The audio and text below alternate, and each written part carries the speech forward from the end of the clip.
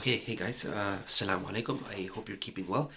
Okay, so I thought I would, make some more videos resuming my Arabic studies. I've been promising that for a while. Actually, I have been working on my Arabic lessons every now and then, at home. And when I get a chance, I do go to my classes, but it's been a while because of some financial constraints and some other issues. But anyway, we're working on it, and we're back to uploading lessons along with other things. But this particular video is going to focus on lessons. And so just now I was going through. I'm not sure if I've done this before, but I was doing attached pronouns, right? So it says in this book. This is something that I'm trying to learn myself. So if I make a mistake, please, I do apologize. But I'm also a student myself. How do I say that? أنا تعلم. آه، وأنا أحاول آه، وأنا أحاول لتعلم العربية. آه، I said I'm a student and I'm trying to learn Arabic. Uh, how do I say it like you? Is it like كأنت, or is it? It wouldn't be مثل أنت. مثل would be like an example. Anyway, I'll have a look at that and get back to you with that.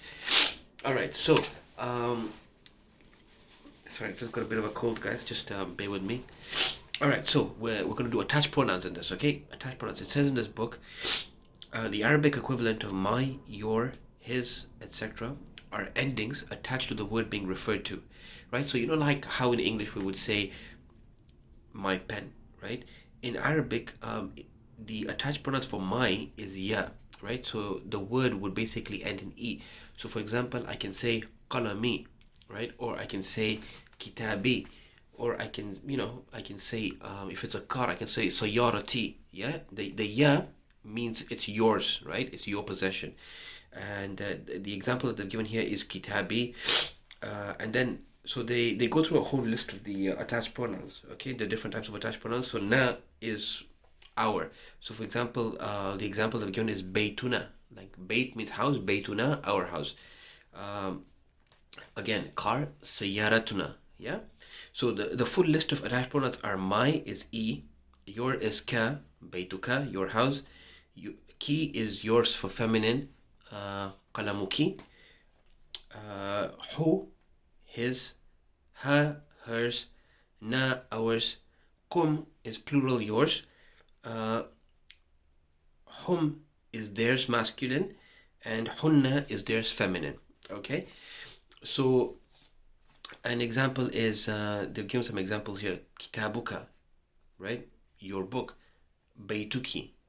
Now, what they've done is they've given an example of the less formal Arabic here, and this is something I think you find a lot of people get confused, and I think I'm just kind of figuring this out. A lot of people get confused with, the most basic thing that a lot of people learn in Arabic is they learn the really basic words. So they learn marhaba. Okay, you probably have heard of salam alaikum, alaikum salam, marhaba, shukran, كيف حالك. Okay, so when people say كيف حالك or كيف حالك, yeah, that's for male and female, but that's in less formal Arabic. So for example, in proper formal Arabic, according to this, if you want to say your book to a man, you would say kitabuka, right? But in less formal Arabic, you just say kitabak. Yeah, it's like that, and that's what confuses people. So a lot of people think that the proper way to say how are you is you would say كيف حالك and كيف حالك for male and female. That is the informal way of saying it. Like the proper grammatical way of saying it would be كيف حالك, كيف حالك for a male and for a female respectively, right? So then they go on to give some examples here. Again, forgive me if I'm making some mistakes. So where is his office? أين مكتبه? Yeah, أين مكتب means office. Yeah, أين مكتبه? أين مكتبه? Sorry, أين مكتبه? Where is his office? So the female version of that would be أين مكتبها? Yeah, and then they've given an example of another example here. She's in her house. Here, في بيتها. Ha, beit is house. The ha at the end is the attached pronoun for a female. Yeah, بيتها. Okay, سيارته. سيارته means his car. حكيبتنا. حكيبة means a bag. Yeah, حكيبتنا means our bag. مدرستهم. hum is the attached pronouns for them, right? Or sorry, not them, theirs, yeah? So madrasatuhum, okay? So for example, another example they've given here is ذهبوا إلى بيتهم, right? Now, here's one more thing, right? You know, like, if you want to say she went, you would say ذهبت, right? If I'm doing this correctly, it would be like ذهبت إلى السوق. She went to the souk, to the market, right? But if you want to, in Arabic, if you want to use plural past tense at the end of the verb, you put waw and alif, but it's not pronounced as wa. It's actually pronounced as u. It's just a quirk of the Arabic language. It's kind of hard to understand why that's like that. You know, that's something that even I haven't comprehended. So, for example, they give an example here and say if like ذهبوا إلى بيتهم, right? ذهبوا إلى بيتهم. They went to their house. Yeah. So this is just a basic sort of primer of attached Arabic pronouns, attached pronouns in Arabic. But those are the main ones, you know, like I think, and if you kind of like think of different examples, you know, inshallah, I think you'll have a pretty decent sort of elemental grounding of it. Yeah. So for example, like I said, قلمك قلمك, right? Your pen for male, your pen for female. What else can I say? كتابك كتابك كتابكم, yeah, كتابهم, their book.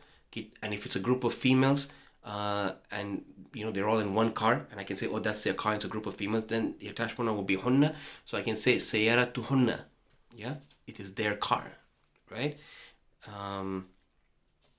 And if you want to say it, it's the same for the male attached pronouns, which is ha, or it would be he, yeah? So you can say ذهبوا إليه. So that's the same sentence for they went to him or they went to it, yeah? ذهبوا إليه is exactly the same for the two contexts. So when you're talking to somebody, they would understand from the context which one you're referring to. So that's another quirk of the Arabic grammar, right?